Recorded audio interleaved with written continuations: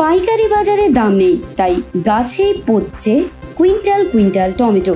এমনকি গাছের তলাতেও kilo kilo পাকা টমেটো পড়ে রয়েছে।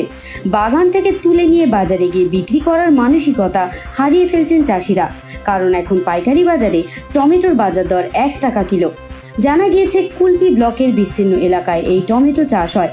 প্রচুর চাষি এই চাষের উপর জীবিকা নির্বাহ করেন, কিন্তু এবছর তারা ক্ষতির সম্মুখীন হয়েছেন বলে দাবি করেন। এক্ষেত্রে প্রথমের দিকে টমেটোর বাজার দর বেশি থাকায় লাভের আশা করেছিলেন চাষিরা। প্রথমের দিকে পাইকারি বাজারে টমেটো বিক্রি হয়েছে 15 টাকা কিলো দরে। এরপরে হঠাৎ বাজার দর কমে যায়।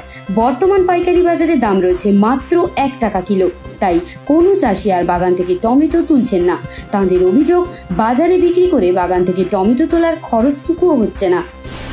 কি হবে এই টমেটো? বড় টমেটো বাজারে নিচ্ছে না, এই টমেটো ছোট টমেটো নরম টমেটো কি হবে? নিচ্ছে না, বেকার। সার ওষুধের যা দাম, আর এই টমেটো আর এই 1.5 টাকা 1 টাকা কি হবে এই বেচে?